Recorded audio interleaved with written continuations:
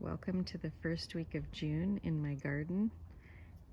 Charlie says hello as she looks for lizards and squirrels. This is probably my favorite week in the garden because as someone who loves English cottage gardens, there's nothing more beautiful than the sort of petering out of the iris when the peonies start to bloom and you've got the alliums and the roses. This rhododendron is my favorite tree in our yard.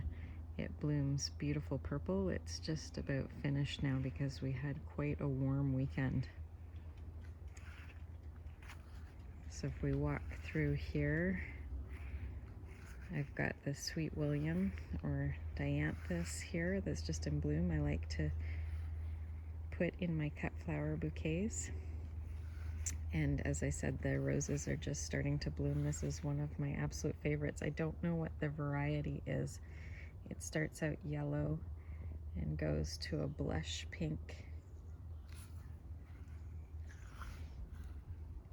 And these irises almost smell like grape, and they were amazing this year. You can see how many bloom stalks I have.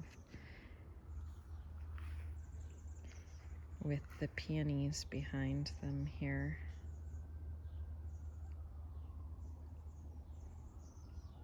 In this area, we have a plum tree. It was so cold this winter though that I don't see any plums on it at all. We had mostly a mild winter, but we had one day or 2 days that went below -20, which is just unheard of here in the Pacific Northwest, on the very southern tip of Canada here on Vancouver Island. So a lot of things were shocked and have taken longer to come out, but thankfully I didn't lose any plants. This area I just let the alliums and columbines, poppies kind of do their thing. It's organized chaos, I guess, because I do a fair bit of selective weeding of the things that I don't want in there. So I've got a path here leading to the greenhouse, but what we'll do is I'll take you over first to the kitchen garden. Before I do, I have to show you, this is my favorite rose. It's just coming into bloom. She's called Vanessa Bell, a David Austin with a beautiful green tea-like scent. And look at those beautiful calla lilies. Another favorite of mine. So about 8 years ago, I divided one peony plant into 9 plants, and I get the most incredible blooms off of them now. I think it's just a standard. I forget the name of this one, but it's quite a common peony. This is an inherited rose. It's not one that I would typically have the color of in my garden, but because it doesn't really match the pastels I go for, but wow, it's looking just beautiful this year. And my roses are healthier than they've been in a long time. Here's my other favorite. This little lady is Olivia Austin, another David Austin rose with a really beautiful old rose scent. We also have a lot less apples this year. We have 3 different apple trees in this little orchard as well, but what we don't lack, which I'll show you a little bit later, is peaches. So this year what we did, I asked Ryan, my husband, if he wouldn't mind giving up a little bit of his veggie patch so I could put some sweet peas.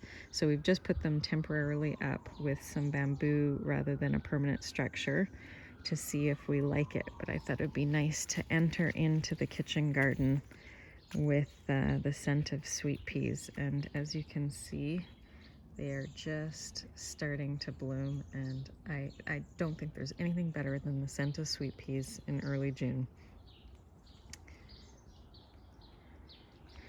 The vegetable garden is Ryan's domain, and it is full of wonderful wonderful variety. We have a whole row of strawberries that are just starting to put on color, the fruit.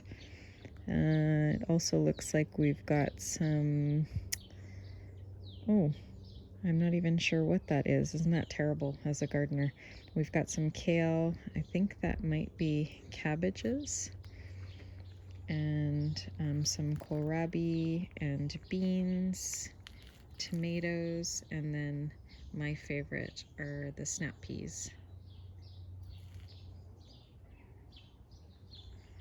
Got to uncover the furniture so we can actually enjoy ourselves out here. This shed is a potting shed that we built ourselves from a kit a couple of years ago, and I'm thinking about painting it this year. There's a debate on whether to keep it the natural cedar or paint it the colors of the house for a traditional sort of more English garden look. So let me know what you think. Here we have all along this row limelight hydrangeas that are doing really well. They haven't budded up yet, and they're underplanted with Brennera macrophylla Jack Frost, which I love. They had beautiful blue sprays of flowers until I cut those down just this past weekend. And this, I just am wowed by this area in thinking about the fact that 2 summers ago there was an old dilapidated shed that was falling down from 1914 when the house was built, and we decided to turn it into a secret garden with a fountain and then create a little patio in front for us to sit at. And my husband loves taking his morning coffee there. The sunlight is so beautiful. So we've just pulled our first batch. This was covered in all different types of lettuce, and we were eating salads like crazy, and we've still got a bunch left. And then he was seeding carrots and cilantro and more. We've got more lettuce starts in there, so that'll grow up pretty quickly with the heat. And here we have shelling peas, carrots, and fennel, and some other things as well. I'll take you up into the fountain garden here. I did all of these flowers from seed. So this is Cerinthe, which is a really nice filler for flower arrangements. I do find that it needs boiling water on the tips to remain really taut in the vase as soon as you cut it. Otherwise it will droop a bit, but it does come back to life fairly quickly. And then I also from seed did some bellis. They aren't up yet. This is little English daisies, but there is one little bloom there. And we just used some old brick and some extra flagstone that we had. And the jury's out on whether I will just let the little self-seeded wildflowers stay, but for now they can. I've put some feverfew along here because that's another filler I like for my flower bouquets. And then this is one of my favorite spots right now because I seeded last year creeping thyme throughout, and I'm just absolutely amazed at how it's completely filled in. If you look at my last year's video, there were just tiny little patches of it. These are the last of the boxwood spheres that I still need to prune back.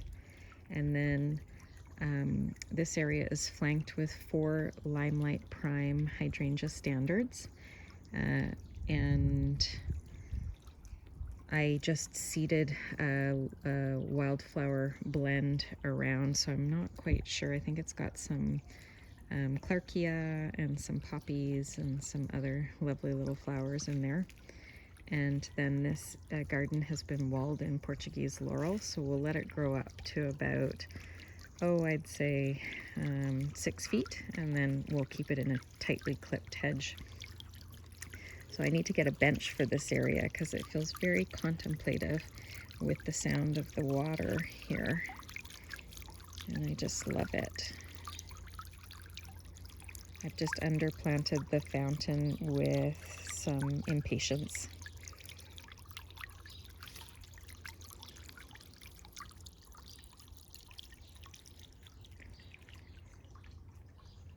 So here's my Japanese inspired garden that in the winter time is also sort of the winter garden, because there's sarcococa or sweet box that's all along this area, interplanted with hostas and ferns. They got hit very hard with the cold weather and lost all of their leaves, and I'm glad I left them because they have all grown back.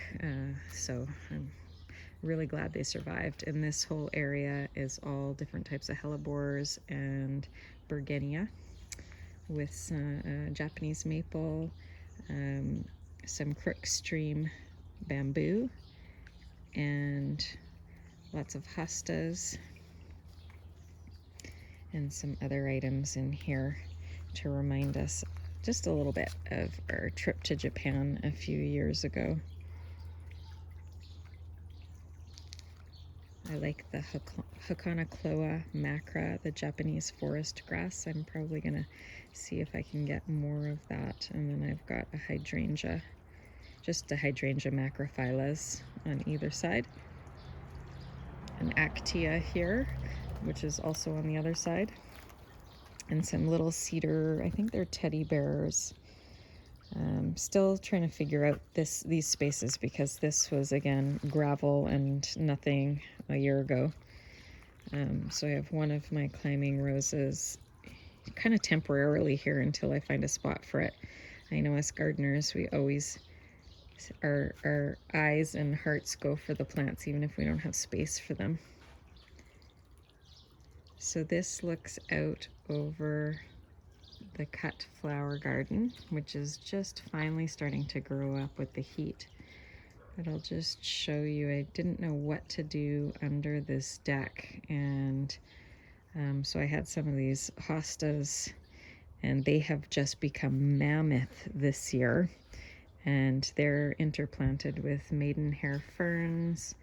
I had to move in a stilby because you couldn't even find it in there. I've got some sword fern and St. John's wort all along the other side, as well as a fatsia there that again got kind of nipped right down to the very base because of the winter that we had. Here, this was meant to be a Sombroy David Austin climbing rose, only had some issues with it, cut it right back to the base, was so excited when it grew out, only to realize that actually it's the root stock that grew, not the grafted rose. So I have no idea what variety. It's some old rose variety, and red isn't really a color I have much in my garden. So I must admit my disappointment, but we shall see if she stays or goes. Let me know what you think. Should I keep her? And around here, I've just got some larkspur. There's some nigella coming up, a different variety of feverfew, and some pansies. And then in behind there are a few cafe au lait dahlias that will grow up quite tall. They'll be right up to here. And we've got a beautiful lavender hedge along the greenhouse,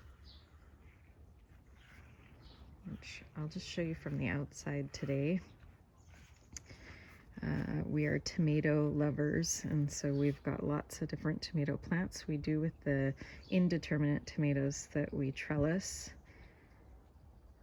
or we do sort of a pulley and rope scheme. And then we've got some zucchini and eggplant, basil and peppers in here. My husband loves his hot peppers. The hotter the better. So we shall see. Our summers don't typically get hot enough to have great performance, but we try. We have a little water feature there with a water lily we got this year. We'll see how that does. And then this area has rhubarb, which is, I guess, done for this season. I let the self-seeded larkspur just do its thing. And then we've got some blueberries here, and as you can see, it's also a great year for blueberries. These guys are loaded up, which is very exciting. And I'm attempting something that one typically doesn't do with a fig, but I'm trying to espalier it. And so far so good. We'll see if we get any figs this year, though. We have significant squirrels, although less with our little Yorkie in the yard.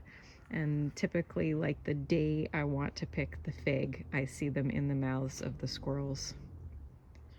So there we have some calla lilies that were here when we moved in. They're absolutely gorgeous. I love them. So we've left them there. And then this is our peach tree. We have more peaches this year than ever before. And because typically in the Pacific Northwest it just rains too much for peaches. So I'm just keeping fingers crossed that they stay on the tree. Over there by Charlie is our raspberry patch underplanted with strawberries. We've got a quince right here. And as I say, I should have taken the lawn furniture out so it looked a bit nicer, but I'm doing this in early evening just so I don't compete with the sun here. We planted a green velvet boxwood hedge surrounding this sort of cottage garden slash orchard, and I finally gave it its first very minor shear, and I'm excited to see it grow over the next few years. And I've got a tower here of different sweet peas. And this is year 2 of my cut flower garden. This was my pride and joy last year. I learned so much about cut flowers, so therapeutic, and also just what grows to what height. So last year I wanted it more like a cottage garden, so I put things in different drifts and groups. But this year I decided to do it for production value and just ease of harvesting of the flowers, and put everything into rows. So for us, the cosmos go all the way, sometimes into October, November. So I've put those in the back, and then that's followed by straw flower, several dahlia, and if you can believe it, I got 4 more in the greenhouse I have to find spots for. I just kept finding them on Facebook Marketplace, different varieties I had wanted, and just couldn't help myself. I've got a row of snapdragons, zinnias, scabiosa, status, and then some stock that's flowering here. Some yarrow in the front, which the yarrow and the delphinium will be moving for next season. It's good to see kind of how things grow.